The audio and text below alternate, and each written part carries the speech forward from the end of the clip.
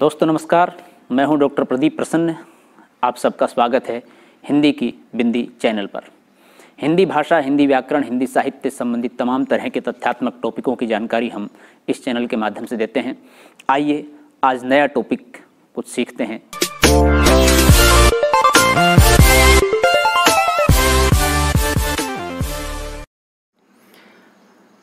नमस्कार, आज की वीडियो हम बना रहे हैं बीए तृतीय वर्ष के पाठ्यक्रम को लेकर के। राजऋषि भर्तृहरि मत्स्य विश्वविद्यालय अलवर एवं राजस्थान की अन्य यूनिवर्सिटियों के बीए तृतीय वर्ष का जो पाठ्यक्रम है, प्रथम प्रश्न पत्र और द्वितीय प्रश्न पत्र का, हिंदी साहित्य का, उसमें क्या क्या विषय हैं, क्या क्या पुस्तकें हैं, कौन सी काव्य धाराएँ हैं, उन सब को लेकर के आज हम वीडियो बना रहे हैं, ताकि इस पाठ्यक्रम में जो भी है उसके आधार पर फिर हम अलग अलग वीडियो बनाएंगे। तो आइए शुरू करते हैं बीए तृतीय वर्ष का पाठ्यक्रम। बीए तृतीय वर्ष हिंदी साहित्य प्रथम प्रश्न पत्र। प्रथम प्रश्न पत्र का नाम है आधुनिक काव्य, अर्थात हिंदी साहित्य के इतिहास को 4 भागों में बांटा गया है, आप जानते हैं। और इसमें जो चतुर्थ काल है आधुनिक काव्य, आधुनिक काल, उसमें से आधुनिक काव्य को इस प्रश्न पत्र में लिया गया है। रीति काल द्वितीय वर्ष में पढ़ा और भक्ति काल एवं आदि काल ये प्रथम वर्ष में पढ़ लिया गया। तो इस तरह से यूनिवर्सिटी ने तय कर रखा है। समय इसका 3 घंटा रहेगा, 100 अंक का है पेपर। पाठ्यांश में अयोध्या सिंह उपाध्याय हरिओद का जो प्रिय प्रवास बड़ा ही प्रसिद्ध एक महाकाव्य है, उसके षष्ठ सर्ग से यानी छठे सर्ग से पवन संदेश और रो रो चिंता सहित वर्धिता थी व्यथा, ये पद्यांश लिए जाएंगे। उसके अलावा मैथिली शरण गुप्त के साकेत महाकाव्य के 9वें सर्ग से वेद ने तू भली बनी, पाऊँ प्राण धनी, विरह संग अभिसार भी, और एक संसार भी, दरसो परसो घन बरसो, निरख सखी रे सखी खंजन, सखी निरख नदी की धारा, ये पद लिए जाएंगे। और यशोधरा से सिद्धि हेतु स्वामी और रेमन आज परीक्षा तेरी, ये लिए जाएंगे। इसके अलावा अर्थात ये जो अयोध्या सिंह उपाध्याय हरिओद मैथिली शरण गुप्त, इन कवियों की ये जो कविताएं हैं, कविताओं के जो अंश हैं, इनको आपको पढ़ाया जाएगा, इसको विश्लेषित किया जाएगा और फिर इसी के आधार पर कुछ प्रश्न पूछे जाएंगे। जयशंकर प्रसाद की बीती विभावरी जागरी लहर नामक काव्य संग्रह से ये कविता ली जाएगी। अरुण यह मधुमेह देश हमारा, बड़ी ही प्रसिद्ध कविता है, चंद्रगुप्त नाटक से है ये। हाँ, आंसू इस करुणा कलित, ये आंसू नामक महाकाव्य खंड काव्य से है। कामायनी जो एक बड़ा महाकाव्य है जयशंकर प्रसाद का, बड़ा ही प्रसिद्ध है, उसके श्रद्धा सर्ग से कौन तुम मानवता हो जाए, ये अंश लिया जाएगा कविता का। इसके अलावा सूर्यकांत त्रिपाठी निराला की तुम और मैं, संध्या सुंदरी, तोड़ती पत्थर, भिक्षुक और तुलसीदास कविता संग्रह से वह आज हो गई, ये 4-5 कविता उनकी ली जाएंगी। सुमित्रानंदन पंत की मोह, मौन निमंत्रण, प्रथम रश्मि और द्रुत झरो, ये 4 कविताएं ली जाएंगी। महादेवी वर्मा की कह दे माँ अब क्या देखूं, मैं नीर भरी दुख की बदली, मधुर मधुर मेरे दीपक जल, जाग तुझको दूर जाना, ये छायावाद के चारों कवियों, चारों प्रमुख प्रसाद, त्रिपाठी, पंत, प्रसाद, निराला, पंत और वर्मा, इन चारों कवियों की कविताओं को इसमें संग्रहित किया गया है। उसके अलावा रामधारी सिंह दिनकर की हिमालय के प्रति और जनतंत्र का जन्म और कुरुक्षेत्र से षष्ठ सर्ग से धर्म का दीपक, ये कवितांश इस पाठ्यक्रम में शामिल की गई हैं। सच्चिदानंद हीरानंद वात्स्यायन अज्ञेय आधुनिक काल के बड़े ही एक प्रसिद्ध कवि हैं, विशेष रूप से प्रयोगवादी कवि के रूप में जाने पहचाने जाते हैं। यह दीप अकेला, नदी के द्वीप और कलगी बाजरे की, सांप और हिरोशिमा, सांप बड़ी ही प्रसिद्ध इनकी कविता रही है, ये कविताएं ली जाएंगी। गजानन माधव मुक्तिबोध, प्रयोगवाद के बाद जिस तरह से गद्य कविताओं का प्रचलन हुआ और उसके अंदर अलग तरह की बात कहने का जो प्रमुख प्रभाव गजानन माधव मुक्तिबोध ने पैदा किया वो उनसे पहले कोई नहीं कर पाया। तो जन जन का चेहरा एक, मुझे कदम कदम पर और भूल गलती, ये कवितांश मुक्तिबोध जी के पाठ्यक्रम में शामिल हैं। धूमिल, प्रौढ़ शिक्षा और मोचीराम दो कविताएं हैं। धूमिल बड़े ही प्रसिद्ध कवि रहे, जन कवि के रूप में बड़े प्रसिद्ध रहे। इनकी बहुत सारी कविताएं संसद से सड़क तक और दूसरी कविताएं बड़ी प्रसिद्ध हुई। सुदामा पांडे बेचैन इनका पूरा नाम रहा, लेकिन धूमिल नाम से इतने प्रसिद्ध हो गए कि फिर धूमिल नाम से लोग इनको जानते हैं। दुष्यंत कुमार ने बहुत सारी गज़लें लिखी 1975 के आसपास, जब आपातकाल लगा उस समय, और विशेष रूप से हिंदी में गज़ल के सांचे को या गज़ल के स्वभाव को बदलने का जो काम किया वो दुष्यंत कुमार ने किया। और उस समय आम जन की भाषा में गज़ल जैसी विधा में बात कहने का सलीका दुष्यंत को आया और वो बड़ा प्रसिद्ध हुआ।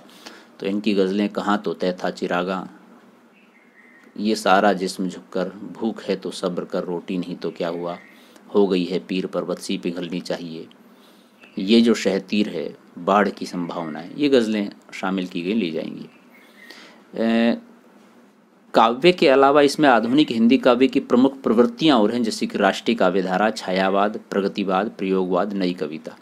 चूंकि इन सभी धाराओं के, राष्ट्रीयवाद, छायावाद, प्रगतिवाद, प्रयोगवाद, नई कविता, इन सभी कविताओं के कवि इसमें शामिल किए गए हैं। इसलिए इन प्रवृत्तियों को भी आपको पहचानना है, पढ़ना है, जानना है, समझना है क्या क्या है।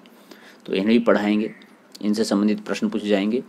इसके अलावा काव्य बिंब, प्रतीक, मिथक और फैंटेसी, ये काव्य के कुछ तत्व हैं जिनके आधार पर कविताओं में ये प्रयोग होते हैं, तो कविता कुछ विशिष्ट बन जाती हैं। इनकी जानकारी भी दी जाएगी, इनसे संबंधित प्रश्न पूछे जाएंगे। तो ये तो है आपका प्रथम प्रश्न पत्र का हिंदी साहित्य का पाठ्यक्रम। अब बात करते हैं अंक विभाजन किस तरह का है। तो कुल 4 व्याख्याएं होंगी काव्य संकलन से। आंतरिक विकल्प होंगे। आंतरिक विकल्प का मतलब ये है कि एक व्याख्या दे दी मान लीजिए दुष्यंत कुमार से, तो दूसरी धूमिल से दे दी, अथवा में पूछा जाएगा, ये है इस तरह से। तो ये 4 व्याख्याएं होंगी, एक व्याख्या 8 अंक की होगी। इस तरह से 32 अंक का ये पहला प्रश्न होगा। दूसरा, तीसरा और चौथा प्रश्न यानी कि कुल 3 आलोचनात्मक प्रश्न होंगे, वो काव्य संकलन पर ही होंगे और आंतरिक विकल्प होगा। 15 अंक का यह एक प्रश्न होगा और 3 प्रश्न होंगे, तो इस तरह से 45 अंक का हो गया। 5वां प्रश्न होगा, कुल 3 लघुतरात्मक प्रश्न होंगे, विकल्प दे होगा, उत्तर सीमा 50 शब्द होंगे। तो इसमें 5 प्रश्न होंगे, 5 अंक का होगा, 3 प्रश्न होंगे तो 15 अंक का हो गया। और 5वां का ही व्यय होगा, 4 अति लघु उत्तरात्मक प्रश्न, विकल्प दे होंगे, उत्तर सीमा 20 शब्द होगी। और प्रश्न 5 दूसरी व तीसरी इकाई पर आधारित होगा। दूसरी व तीसरी इकाई आपकी है आधुनिक हिंदी काव्य की प्रमुख प्रवृत्तियां और काव्य बिंब, प्रतीक, मिथक और फैंटेसी। उसके अलावा पहली इकाई होगी काव्य संकलन, आधुनिक काव्य वाली। तो इस तरह से तीनों इकाइयों से मिला करके ये 2 अंक का एक होगा और 4 प्रश्न होंगे तो 8 अंक का होगा। तो कुल मिला के 100 अंक का ये पेपर हो गया। तो ये प्रथम प्रश्न पत्र हो गया।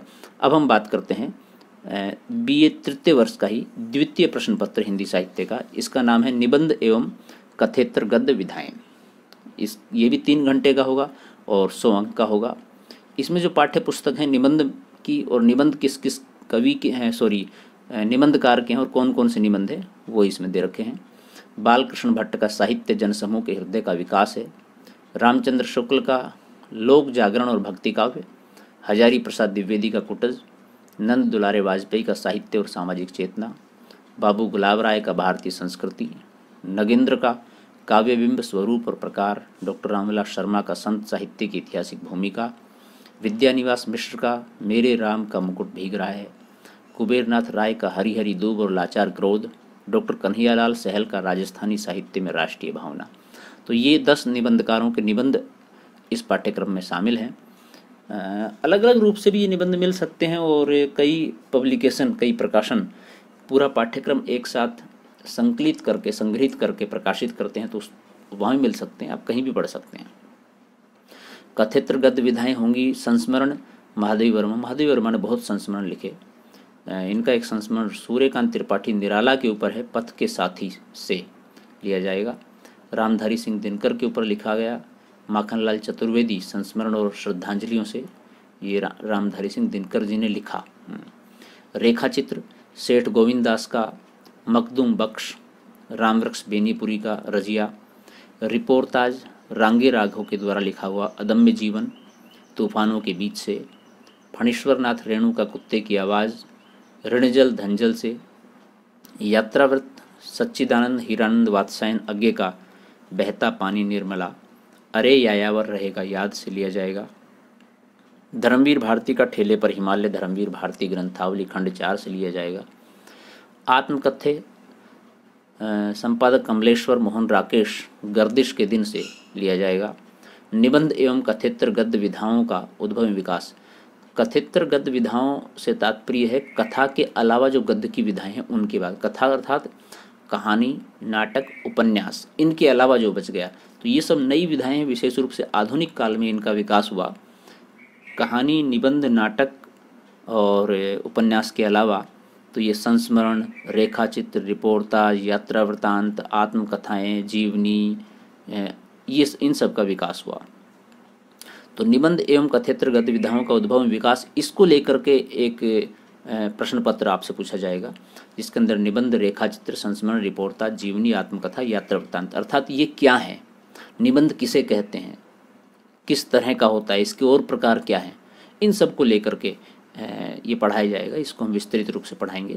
हिंदी की उपभाषाओं एवं बोलियों का सामान्य परिचय, इससे संबंधित प्रश्न पूछे जाएंगे। और देवनागरी लिपि की विशेषताएं, इनको लेकर के इस तरह से ये 4 इकाई आपकी हो गई। निबंध, कथेतर गद्य विधाएं, निबंध एवं कथेतर गद्य विधाओं का उद्भव विकास और हिंदी की उपभाषा एवं बोली। अब अंक विभाजन की बात कर लेते हैं। तो 4 व्याख्याएं होंगी, 2 व्याख्याएं निबंध संकलन से व 2 कथेतर गद्य विधाओं से। आंतरिक विकल्प दे होगा। 8 अंक की 1 व्याख्या होगी, तो 4 व्याख्याएं होंगी 32 अंक की। 2, 3 और 4 इस नंबर का प्रश्न होगा। 3 आलोचनात्मक प्रश्न, यानी कि 2 प्रश्न निबंध संकलन व 1 प्रश्न कथेतर गद्य विधाओं पर आधारित होगा।